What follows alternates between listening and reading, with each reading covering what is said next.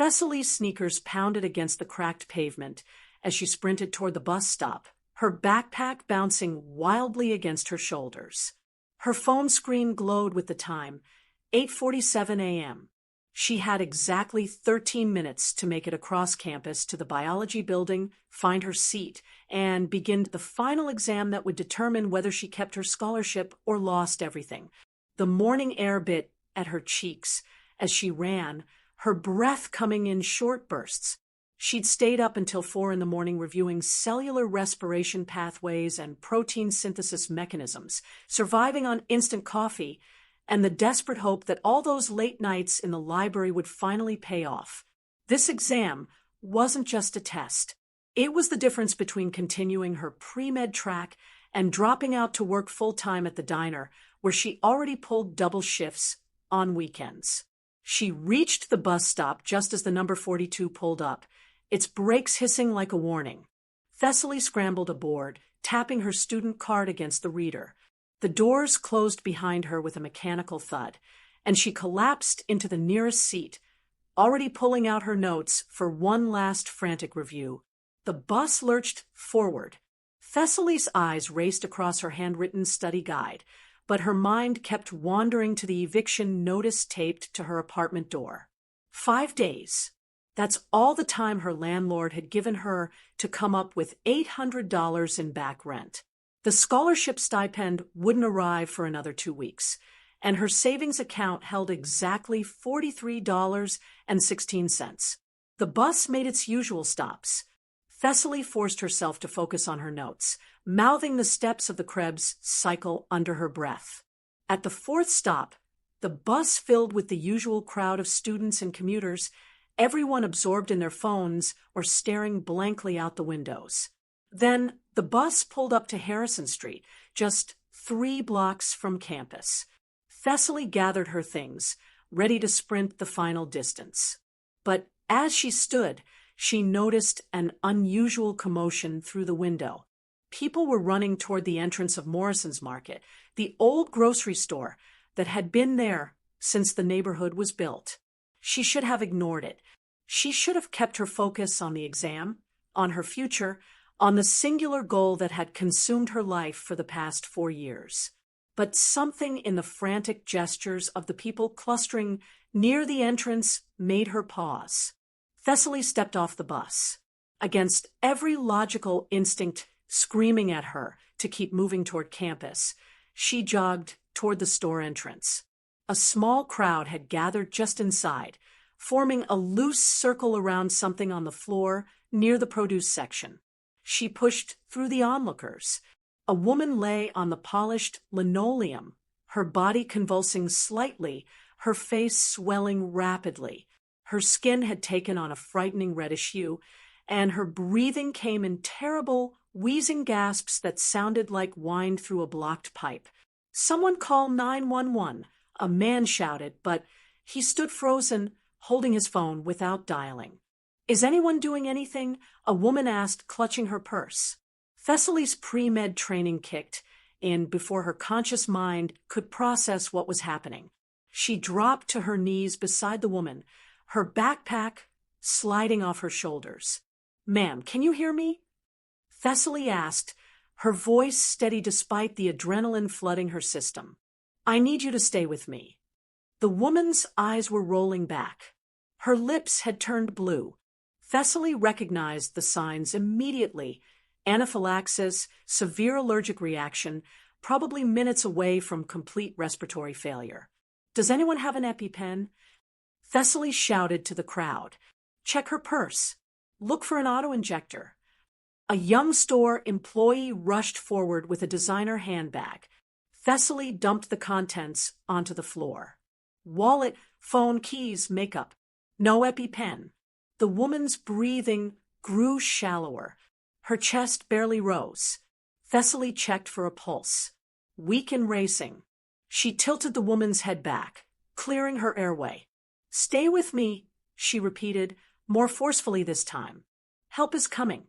But the woman's chest stopped moving entirely. No pulse. Thessaly announced. She positioned her hands over the woman's sternum and began chest compressions, counting aloud. 1, 2, 3, 4, 5. The crowd watched in stunned silence. Someone filmed on their phone. No one else moved to help. Thessaly pumped the woman's chest with rhythmic precision, exactly as she'd learned in her emergency response certification course. 30 compressions. She tilted the woman's head back, pinched her nose, and delivered 2 rescue breaths. Then back to compressions. Her arms burned. Sweat dripped down her temples. Somewhere in the back of her mind, she registered that her exam had already started. 10 minutes gone. 15. 20. Come on, Thessaly whispered between compressions. Don't you dare give up. Come on.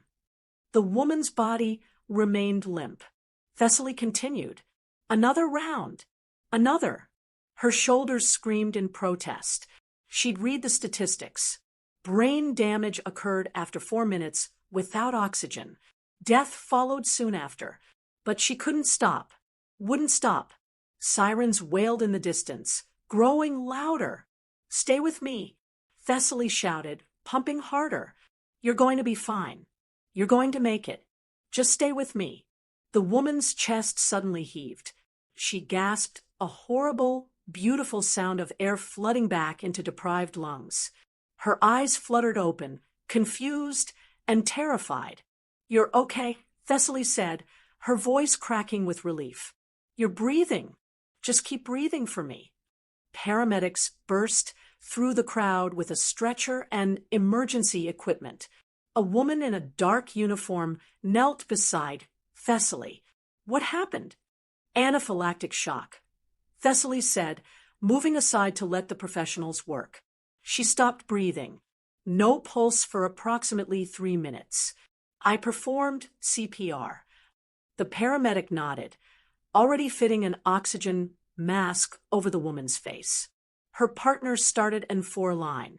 They worked with efficient precision, stabilizing the patient, checking vitals, preparing for transport.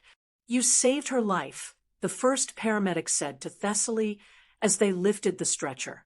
Good work. Thessaly stood there, trembling as they wheeled the woman toward the ambulance. The crowd slowly dispersed, returning to their shopping as if nothing extraordinary had happened. The store manager approached with a mop to clean up the spilled contents of the woman's purse. Thessaly looked at her phone. 9:34 a.m. Her exam had started 34 minutes ago. She grabbed her backpack and ran. The biology building loomed ahead. Thessaly took the stairs 3 at a time, her legs shaking from exhaustion and adrenaline. She burst into the 3rd-floor hallway, raced to room 307, and yanked open the door. Professor Hendricks looked up from his desk at the front of the lecture hall. 60 students sat in silent rows, hunched over their exam papers, pencils moving in concentrated scratches. Ms. Monroe, Professor Hendricks said, his voice cutting through the quiet.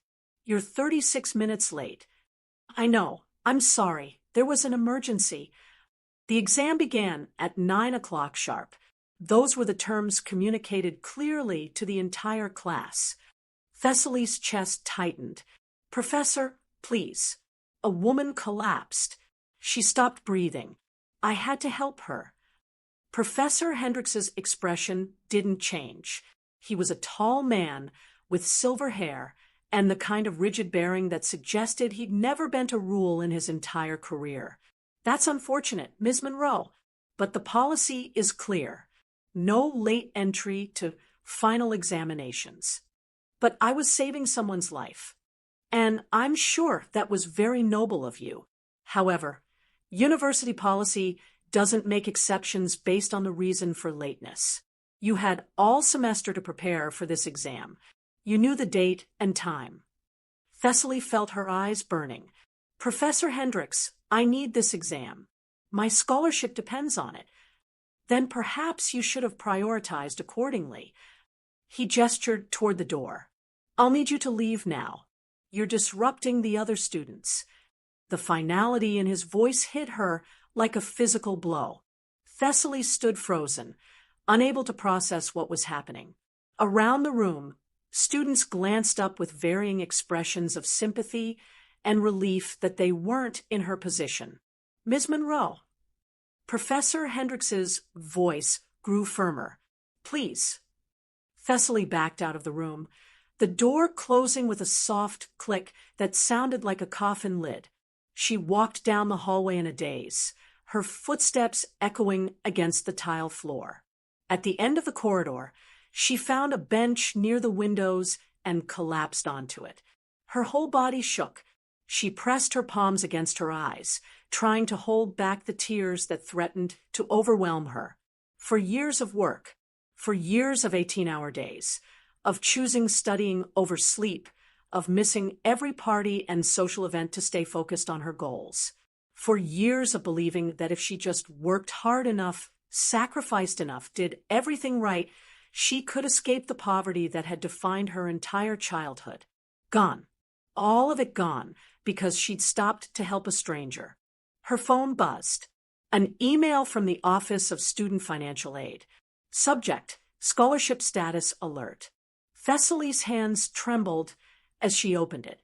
"Dear Ms. Monroe, this message is to inform you that failure to complete your Biology 402 final examination will result in automatic dismissal from the Presidential Scholars Program. Your scholarship funding will be terminated effective immediately. You will receive a detailed notice within 48 hours.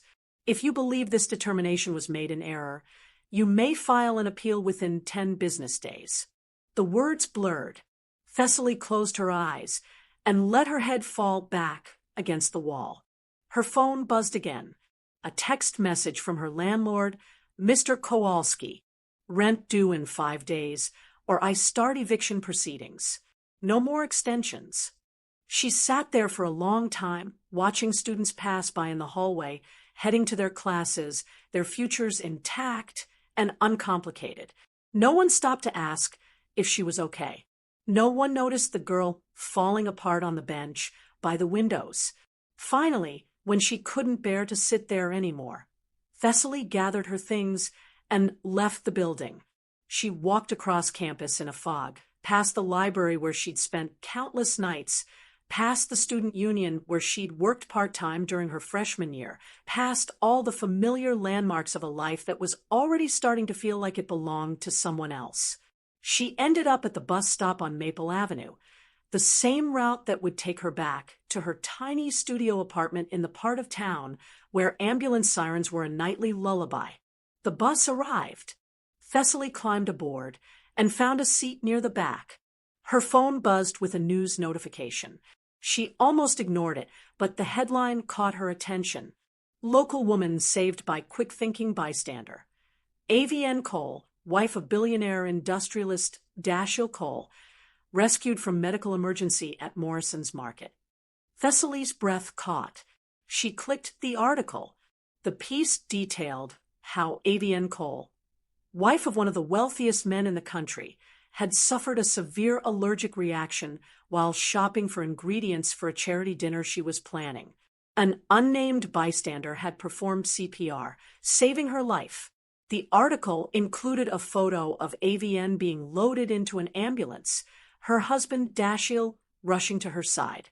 Another photo showed the Cole Mansion, a sprawling estate on the northern edge of the city where old money built compounds behind iron gates and manicured hedges. Thessaly stared at the image of Dashiell Cole. He was younger than she'd expected, maybe early 40s, with dark hair graying at the temples and the kind of sharp features that suggested intelligence and intensity. His company, Cole Industries, manufactured everything from medical equipment to renewable energy systems. His net worth was estimated at somewhere north of $8 billion. She'd saved a billionaire's wife. The irony wasn't lost on her. She'd sacrificed everything to help someone who probably spent more on a single dinner party than Thessaly would earn in 5 years of working full-time.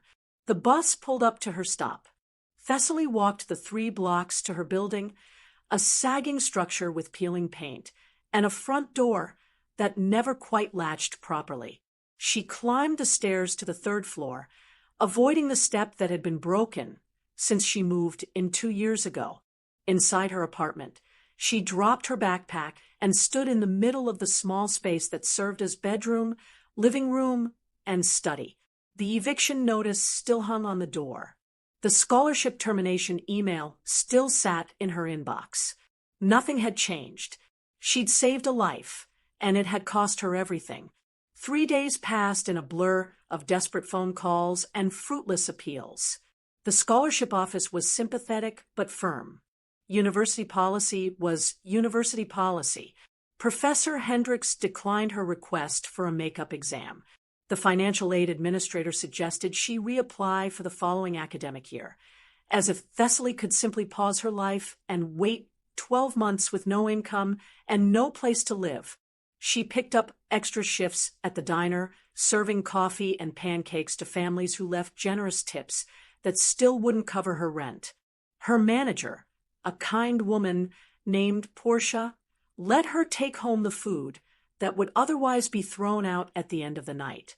Thessaly ate day-old muffins and leftover hash browns, rationing her resources, doing the math that never quite added up no matter how many times she recalculated. On the third day after the incident, she was walking back from the corner store with a loaf of discount bread when she heard it, a deep, rhythmic thumping that seemed to come from everywhere at once. The sound grew louder, vibrating in her chest. Other people on the street stopped and looked up. The thumping became deafening. A helicopter appeared over the rooftops, black and sleek, descending toward the open lot behind Thessaly's apartment building, the lot where neighborhood kids played basketball, and Mr. Chun from the second floor grew vegetables in makeshift containers. "What the hell?" someone shouted. People poured out of buildings, drawn by the noise. The helicopter descended steadily, its downdraft sending trash swirling in circles. Children screamed with excitement. Adults pulled out phones to record the spectacle. The helicopter touched down in the center of the lot. The rotors continued spinning, whipping dust and debris in all directions. Then the door opened. A man in a dark suit stepped out first, followed by another. Security, Thessaly realized, noting their earpieces and the bulges under their jackets that suggested weapons. They scanned the growing crowd with professional wariness. Then a third figure emerged, Dashiell Cole. Thessaly recognized him immediately from the news photos. He wore an expensive charcoal suit that probably cost more than her entire wardrobe. His hair was perfectly styled despite the wind from the rotors. He moved with the easy confidence of someone accustomed to being the most important person in any room. Behind him, carefully helped down by one of the security guards, came Avienne Cole. She was beautiful in the way that money and good genes combined to create. Her dark hair fell in perfect waves. She wore a cream-colored dress that somehow hadn't been touched by the dust storm, but her face was pale, and she moved carefully, one hand resting on her stomach. The crowd pressed closer. Dashiell's security detail formed a protective barrier. Dashiell himself stood tall, scanning the faces around him with intense focus. "We're looking for someone," he called out, his voice carrying over the dying whine of the helicopter's engine. "A young woman named Thessaly Monroe." The crowd murmured, heads turned, looking at each other, confused. Thessaly stood frozen on the sidewalk, the plastic bag with her bread hanging forgotten in her hand. "Thessaly Monroe," Dashiell repeated. "She lives in this building. Does anyone know her?" Mrs. Chun from the second floor pointed directly at Thessaly. "That's her, right there." Every eye turned. The crowd parted slightly, creating a clear line of sight between Thessaly and the billionaire standing in the dirt lot beside his helicopter. Dashiell's gaze locked onto her. Something shifted in his expression. Recognition, perhaps, or assessment. But it was Avienne who moved first. She pulled away from the security guard supporting her and walked directly toward Thessaly, her expensive shoes picking carefully over the cracked pavement. "You," Avian said, and her voice cracked with emotion. "You're her. You're the one who saved me." Thessaly couldn't speak, couldn't move. This couldn't be happening. Avian closed the distance between them and, without warning, pulled Thessaly into a tight embrace. She was crying, Thessaly realized. The billionaire's wife was crying into her shoulder. "Thank you," Avian whispered. "Thank you. Thank you. You gave me my life back." Thessaly stood stiffly in the embrace, acutely aware of the 100 eyes watching, the dozens of phones recording. "I just did what anyone would do," she managed. "No." Avian pulled back, gripping Thessaly's shoulders. Her eyes were red-rimmed, but intense. "No one else did anything. Only you. And you didn't just save my life." She glanced back at Dashiell, who had approached with his security detail. "Tell her." Dashiell stepped forward. Up close, he was even more imposing. His eyes were a startling gray, sharp and analytical. "We've been trying to find you for 3 days. The paramedics couldn't identify you. The store had no information. We finally tracked down the security footage and ran it through facial recognition connected to public university records." "You what?" Thessaly asked, a spike of unease cutting through her shock. "We had to find you," Avian said, "because you need to know what you saved." She took Thessaly's hand and placed it gently on her stomach. "I'm pregnant. 8 weeks. I didn't know that day at the store. But when they ran tests at the hospital, they found out. If I had died..." Her voice broke. "If you hadn't saved me, I would have taken my baby with me." The world tilted. Thessaly felt dizzy, overwhelmed. "I didn't know. I'm glad you're both okay." "Okay." Dashiell's voice held an edge of incredulity. "You performed a miracle. The doctors said another minute without intervention, and my wife would have suffered irreversible brain damage.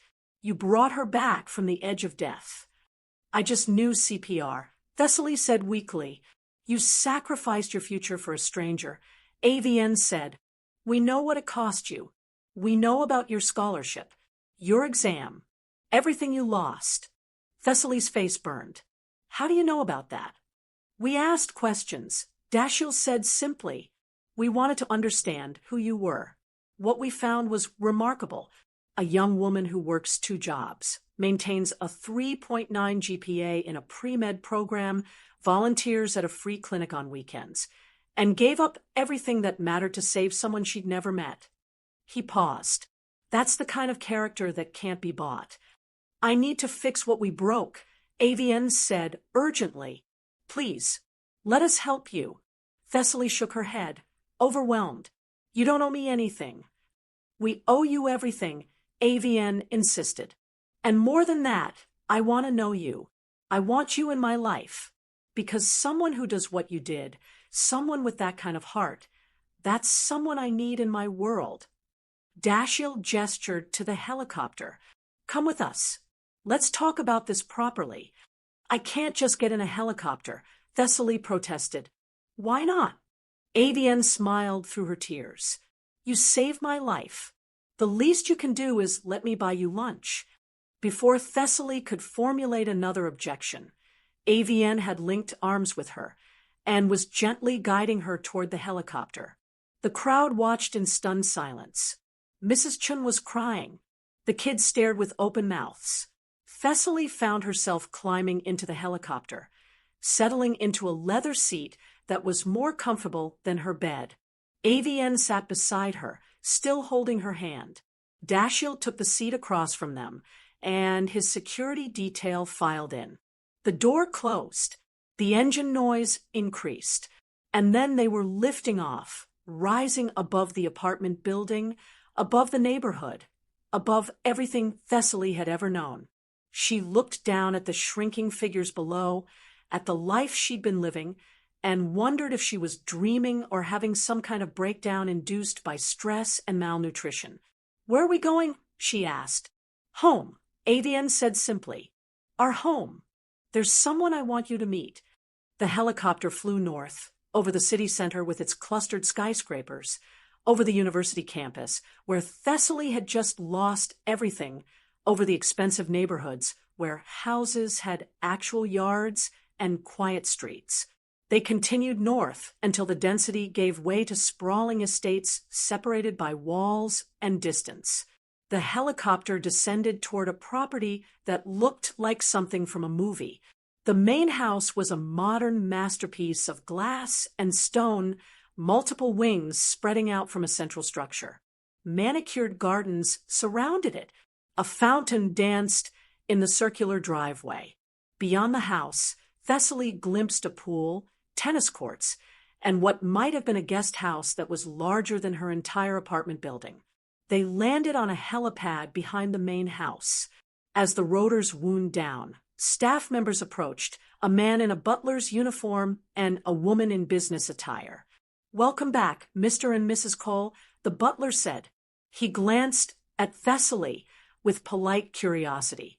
This is Thessaly Monroe, Avian announced. She'll be staying with us. Please prepare the East guest suite. Of course, ma'am. Thessaly followed them through a back entrance into a hallway with marble floors and artwork on the walls that looked like it belonged in museums. They passed through several rooms, each more impressive than the last, before arriving in a sunlit conservatory filled with plants and comfortable furniture. Please sit, Avian said, gesturing to a cream-colored sofa. Thessaly perched on the edge, afraid to relax into the expensive fabric. Dashiell poured water from a crystal pitcher into 3 glasses. I'll be direct. Thessaly, we want to help you. More than that, we want to invest in you. I don't understand. Avian leaned forward. Your scholarship is gone. Your housing is in jeopardy. Your future, as you planned it, has been derailed. But what if we could give you something better? Better than medical school? A full scholarship to any university you choose. Dashiell said, not just tuition, room and board, books, a monthly stipend for living expenses. All of it covered. Thessaly's breath caught. That's too much. It's not enough, Avian countered. You gave me my life. You gave me my child's life. Money is the least we can offer. She reached across and took Thessaly's hand again. But I want to give you more than money. I want to give you opportunity, mentorship, a place in our foundation. Your foundation? The Cole Humanitarian Foundation. Dashiell explained. We fund medical research, educational programs, disaster relief. We're looking for people with fresh perspectives, people who understand what it means to struggle, who have the intelligence and drive to make real change. I'm a college student, Thessaly protested. I'm not qualified to work for a foundation. You're a college student who kept her composure during a life-threatening emergency, Dashiell said, who made split-second decisions that saved a life, who sacrificed personal gain for a stranger's welfare. That's exactly the kind of judgment and character we need. Avian squeezed her hand. I want you to be my mentee, Thessaly. I want to teach you everything I know about running charitable programs, about leveraging resources to help people. And I want to learn from you. Because you have something that money can't buy. You have authenticity. You understand what it means to need help because you've needed it yourself. Thessaly felt tears building. Why me? You could help anyone. Because you helped me, Avian said simply. Because when it mattered, you chose compassion over self-interest. That's rare. That's precious. And I'm not going to let the world punish you for being extraordinary. Thessaly looked between them. These two impossibly wealthy, powerful people who were offering to change her entire life. Part of her wanted to refuse, to insist that she could handle her problems herself. But that part was drowned out by the louder voice reminding her of the eviction notice, the terminated scholarship, the impossible odds she'd been facing. I don't know what to say, she whispered. Say yes, Avian urged. Say, you'll let us help you. Say, you'll stay here while we get everything arranged. Say you'll be part of our family. Thessaly looked at Avian's hopeful face, at Dashiell's measured but genuine expression, at the beautiful rooms surrounding them that represented a world so far removed from everything she'd ever known. Yes, she heard herself say. Okay. Yes. Avian's face lit up. She pulled Thessaly into another embrace, and this time Thessaly hugged back, letting herself believe that maybe, impossibly, everything was going to be okay. The butler, whose name Thessaly learned was Marlowe, showed her to the East guest suite. Suite was an understatement. The space included a bedroom larger than her entire apartment, a private bathroom with a soaking tub, and a shower that had more controls than her car, a sitting area with a fireplace, and a small office nook. Mrs. Cole asked me to inform you that dinner will be served at 7, Marlowe said. She's arranged for some clothing to be brought up. Please let us know if you need anything at all. When he left, Thessaly stood in the middle of the bedroom, slowly turning in a circle. This wasn't real. Couldn't be real. In 48 hours, she'd gone from facing homelessness to living in a billionaire's mansion. She walked to the window. It overlooked the back gardens, where the late afternoon sun painted everything in golden light. In the distance, she could see the city skyline, the tall buildings clustered together like pillars holding up the sky. Somewhere in that city was her apartment with the broken step and the eviction notice. Somewhere was the university where Professor Hendricks had turned her away. Somewhere was the diner where Portia was probably covering her shifts, wondering why Thessaly hadn't shown up. She pulled out her phone and called Portia. Thessaly, where are you? Are you okay? I'm fine. I'm sorry I didn't call earlier. Something happened. Something big. She tried to explain. It sounded insane, even to her own ears. Portia listened in stunned silence. So you're telling me you're living with billionaires now? Just temporarily, until they help me get back on my feet. Girl, this is crazy. This is like movie-level crazy. I know. Are you sure they're legitimate? This isn't some weird scam. I saw the helicopter. Portia, I'm in their house. This is real. Then I'm happy for you. Portia's voice softened. You deserve something good, Thessaly. You've worked so hard for so long. Maybe this is the universe paying you back. After they hung up, Thessaly sat on the edge of the bed, her phone in her hand. She opened her email and composed a message to her landlord, explaining that she'd be moving out and would settle the back rent within the week. Then she wrote to the financial aid office, withdrawing her appeal. She was closing one chapter of her life. What came next, she had no idea. Dinner that evening was surreal. The dining room could have seated 20 people, but it was just the three of them at one end of a long mahogany table. Staff brought out course after course, salad with edible flowers, soup garnished with herbs, perfectly cooked salmon with vegetables Thessaly couldn't identify. Tell me about your family, Avian said, sipping sparkling water. Your parents must be very proud of you. Thessaly set down her fork carefully. I don't have family. My mother died when I was 12. Cancer. I grew up in foster care after that. The room went quiet. Avian's expression shifted to something painful and compassionate. I'm so sorry, she said softly.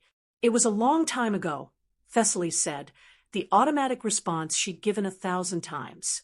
I learned to take care of myself. That's clear, Dashiell said. Your academic record is exceptional, especially given your circumstances. I wanted to be a doctor because of my mom, Thessaly explained. She didn't have access to good medical care. By the time they caught the cancer, it was too late. I kept thinking that if someone had noticed earlier, if someone had cared enough to really look, maybe she'd still be alive.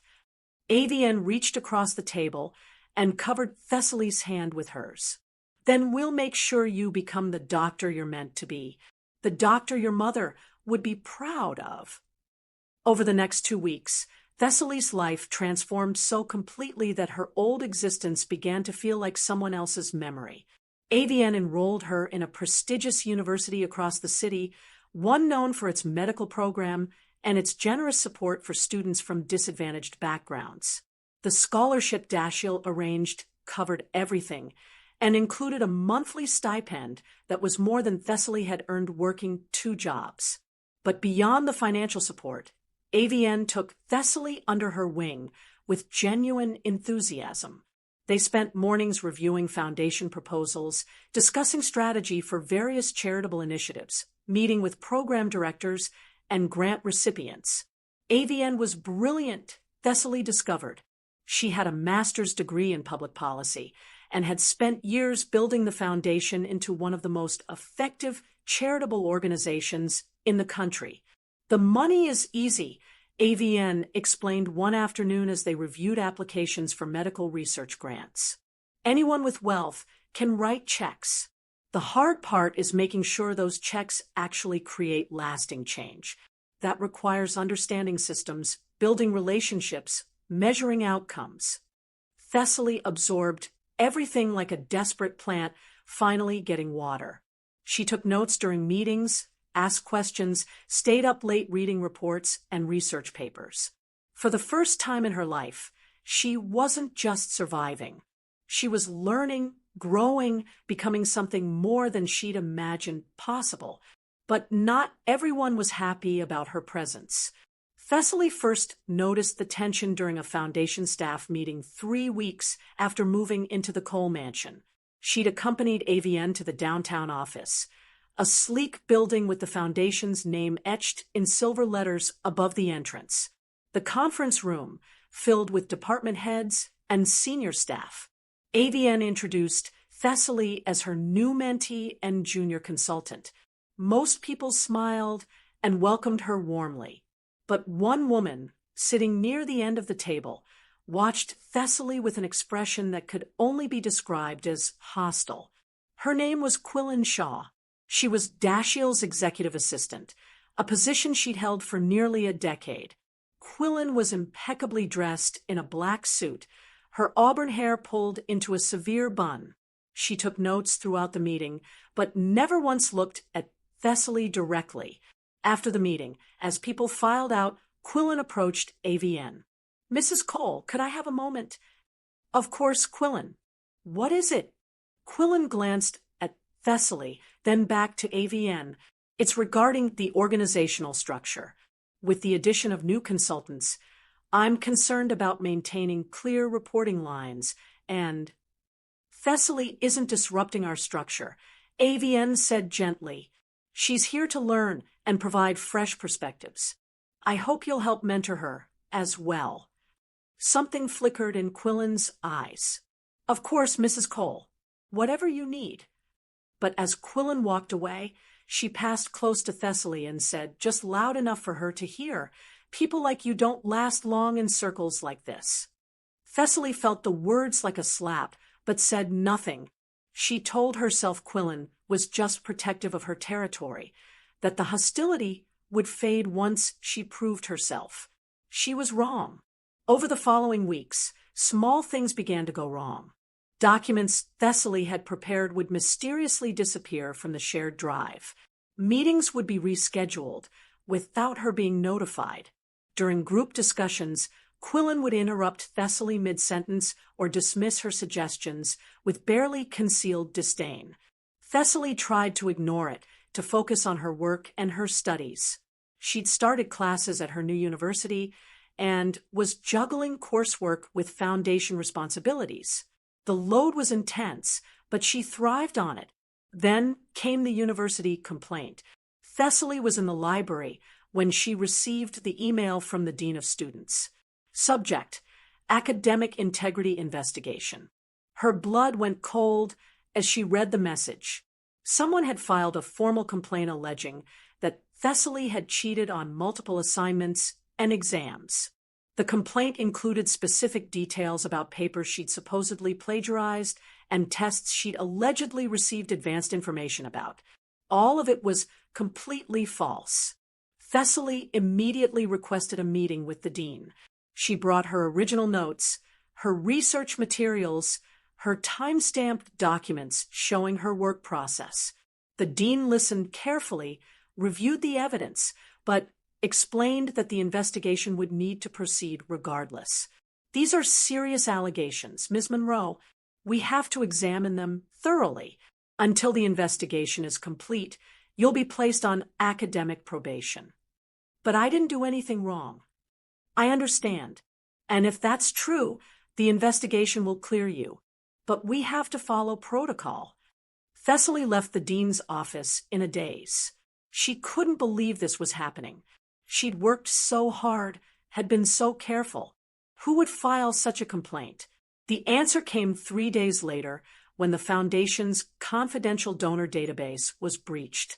Someone had leaked sensitive information about the Foundation's major donors, their giving histories, and their personal contact information.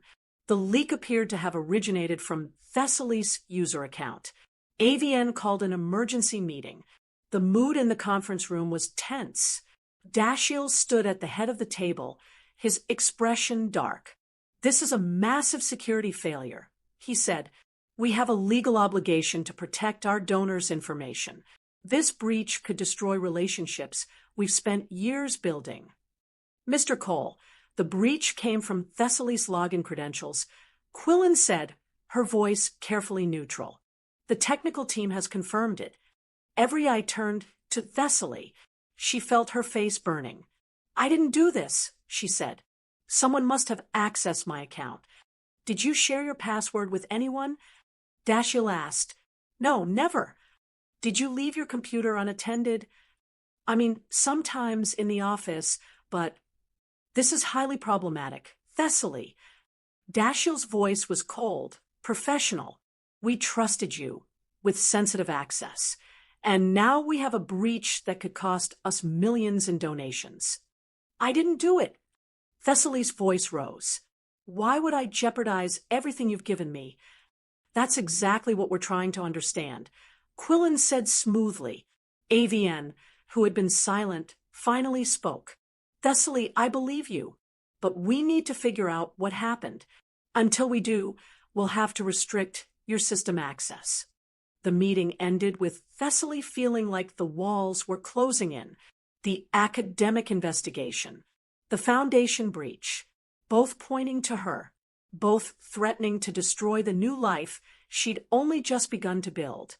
That night, unable to sleep, Thessaly sat in her guest suite reviewing everything that had happened. The pattern was too convenient, too coordinated. Someone was sabotaging her. She opened her laptop and began investigating. She reviewed her login history, cross-referenced timestamps, examined system logs. It took hours of painstaking work, but eventually she found something. Her account had been accessed from within the Foundation building.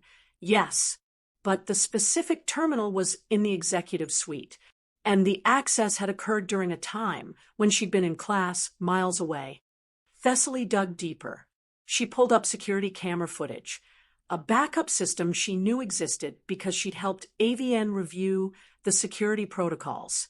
The footage required administrative access, but AVN had given her broad permissions for learning purposes. She found the timestamp, watched the footage, and there, clear as day, was Quillen Shaw sitting at Thessaly's desk, typing on her computer. Thessaly felt sick.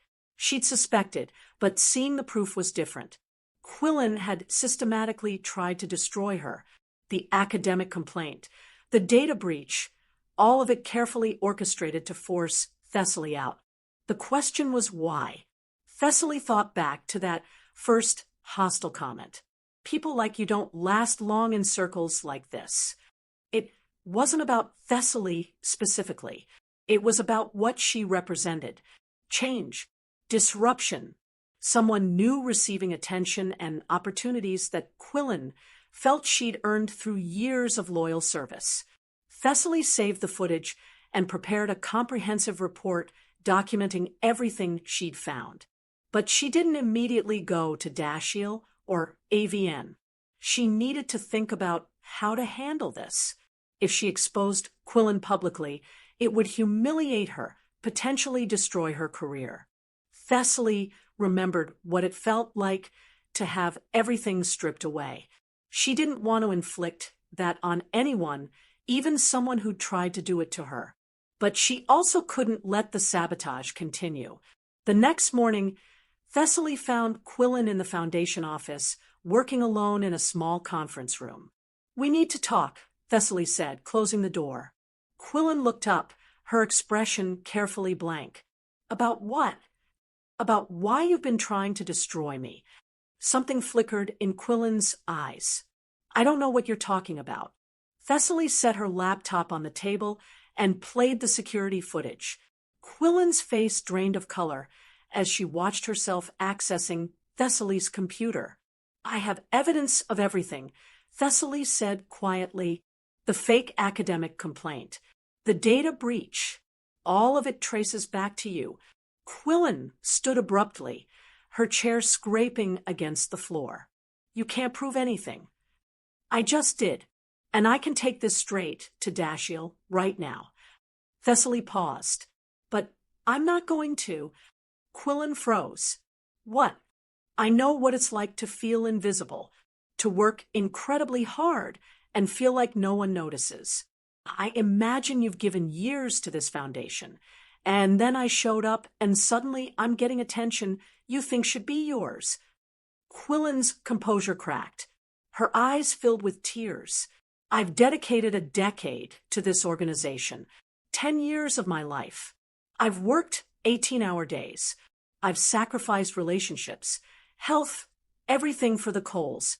And then you appear out of nowhere, and suddenly you're AVN's special project. You're the one getting mentored, getting opportunities. It's like I stopped existing. So you tried to make me disappear instead." Quillen sank back into her chair, her head in her hands. "I'm not proud of it. I couldn't stand being replaced." Thessaly sat down across from her. "You weren't being replaced, Quillen. There's room for both of us. But you can't sabotage people because you're afraid." "What are you going to do?" Quillen asked, her voice small. "That depends on you. You have to come clean. You have to confess to Dashiell and AVN what you did. And you have to get help because this kind of behavior isn't okay." "They'll fire me." "Maybe. Or maybe they'll see that you need support and give you a chance to make things right. But either way, the truth has to come out. I won't let my reputation be destroyed because you're insecure." Quillen was silent for a long moment. Then she nodded, tears streaming down her face. "Okay, I'll tell them. Today." The meeting in Dashiell's office was one of the most uncomfortable experiences of Thessaly's life. Quillen confessed everything, her voice shaking, occasionally breaking down into sobs.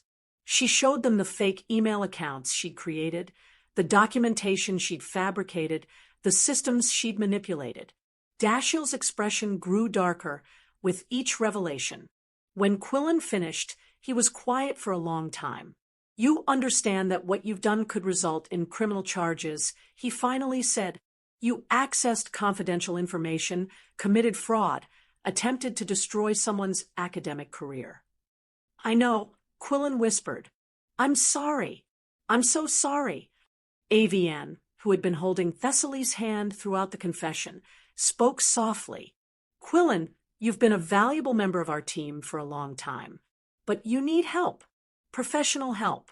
This level of insecurity and willingness to harm others, it's not healthy." "I know," Quillen repeated.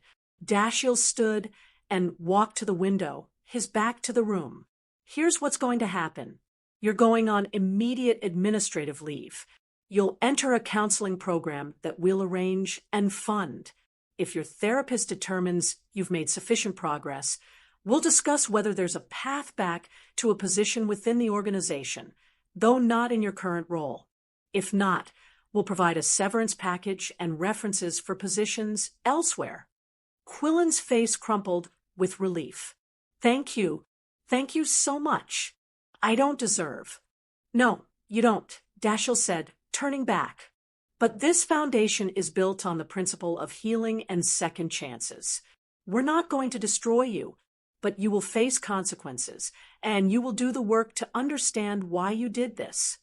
After Quillen left, escorted by security to collect her personal items, AVN pulled Thessaly into a tight embrace. "I'm so sorry you had to go through that," she said, "and I'm proud of how you handled it. You could have destroyed her, but you showed compassion. I just didn't want to become someone who uses power to hurt people," Thessaly said. "Even people who tried to hurt me." Dashiell approached them. "You've demonstrated remarkable judgment, Thessaly, and significant investigative skills. The technical analysis you did to track the breach was impressive. I just wanted to prove I didn't do it. You did more than that. You solved the problem and found a solution that balanced justice with mercy. That's exactly the kind of thinking we need in leadership positions." Over the following days, the Foundation's legal team worked to undo the damage Quillen had created. The university investigation was closed immediately once the dean understood what had happened. The donor information was secured, and personal calls were made to affected donors explaining the breach and the steps being taken to prevent future incidents. Thessaly threw herself back into her work and studies with renewed energy. She'd survived another test, another attempt to knock her down, and she'd done it with her integrity intact. 6 weeks later, AVN went into labor. It happened suddenly, earlier than expected. Thessaly was in the mansion's library studying for an upcoming anatomy exam when she heard AVN cry out from upstairs. She ran to AVN's room and found her doubled over, gripping the edge of her bed. "The baby," AVN gasped. "It's coming." "It's too early," Thessaly said, her pre-med training kicking in. "You're only 34 weeks. "I know. Call Dashiell. Call the hospital." Thessaly pulled out her phone, but AVN grabbed her wrist. "Wait, something's wrong. There's too much pain." Thessaly helped AVN onto the bed and did a quick assessment. AVN's water had broken. Contractions were coming fast, less than 2 minutes apart. This baby wasn't waiting for a hospital. "We need to get you to the car," Thessaly said. "Now." But when she tried to help AVN stand, AVN screamed in agony. I can't move. Thessaly, I'm scared." Thessaly felt her own fear, rising but forced it down. She'd been trained for this. Not extensively, but enough. She'd done a rotation in emergency medicine. She knew the basics of emergency childbirth. "Okay," she said, keeping her voice calm. "Okay, change of plan. We're doing this here. You're going to be fine. I've got you." She called 911 while simultaneously helping AVN into a better position. She grabbed towels from the bathroom, washed her hands, tried to remember everything she'd learned. The 911 operator stayed on the line, walking her through the process. But Thessaly barely needed the guidance. Her training came back in a rush of procedural memory. "You need to push," she told AVN. "On the next contraction." AVN was crying, terrified, but she nodded and pushed when Thessaly told her to. The baby came fast. Too fast. One moment, Thessaly was coaching AVN through contractions, and the next she was catching a tiny, slippery infant in her hands. A boy, small and blue, and not breathing. "No," Thessaly whispered. "No, no, no." She laid him on the towel and immediately began infant CPR. Tiny chest compressions with 2 fingers, small puffs of air into his mouth. "Is he okay?" AVN sobbed. "Thessaly, is my baby okay?" Thessaly didn't answer. She focused entirely on the child in her hands. "Compress. Breathe. Compress. Breathe. Come on," she thought desperately. "Come on, little one. Breathe." The baby's chest heaved suddenly. He coughed, and then he wailed a beautiful, angry sound that was the most perfect thing Thessaly had ever heard. "He's breathing," she announced tears streaming down her face. "He's breathing, AVN. You have a son." She wrapped the baby carefully and placed him on AVN's chest. AVN held him, sobbing with relief and joy, while Thessaly made sure the umbilical cord was properly clamped and waited for the placenta. By the time paramedics arrived, 10 minutes later, both mother and baby were stable. They transported them to the hospital with Thessaly riding along, still covered in blood and amniotic fluid, still shaking with adrenaline. Dashiell met them at the hospital, having raced from a business meeting downtown. He found Thessaly in the waiting room while AVN and the baby were being examined. "You delivered my son," he said, his voice thick with emotion. "I just did what needed to be done. You saved my wife's life once, and now you've saved my son's life too." He sat down beside her. "I don't know how to repay that kind of debt, Thessaly. You already have. You gave me a future." "No, you earned your future. We just provided the opportunity." He paused. "AVN and I have been talking. We'd like to make your position at the foundation permanent. After you finish medical school, of course. But we want you as a senior program director, working directly with AVN to expand our medical initiatives." Thessaly stared at him. "I'm still in school. I'm barely 22 years old. And you've already proven yourself more capable than people twice your age with twice your experience. Think about it. But know that the position is yours if you want it." A nurse appeared in the doorway. "Mr. Cole, your wife is asking for you." And for Thessaly. They followed her to a private room where AVN lay in a hospital bed, looking exhausted but radiant. In her arms, the baby slept peacefully, tiny and perfect. "Come here," AVN said softly. Thessaly approached the bed. AVN reached out and took her hand. "You didn't just save my life that day in the grocery store," she said. "You gave me my son. You gave me this moment. And I will spend the rest of my life grateful that you exist. What are you going to name him?" Thessaly asked. AVN looked at Dashiell, who nodded. "We were thinking Theron. It means hunter. But we'd like to give him a middle name in honor of you. Would you mind if we called him Theron Thessaly Cole?" Thessaly felt tears streaming down her face again. "I'd be honored. Would you like to hold him?" Thessaly carefully took the baby in her arms. He was so small, so fragile, this life she'd helped bring into the world. She thought about her own mother gone for so many years, about the long road that had led her from foster care to this moment, about the choice she'd made in a grocery store to help a stranger instead of taking her exam. That choice had cost her everything she'd planned, and given her everything she'd never known she needed. "Thank you," she whispered to the sleeping baby. "Thank you for letting me be here." 6 months later, Thessaly stood in the Foundation's main conference room, presenting a comprehensive proposal for a new program providing free emergency medical training to underserved communities.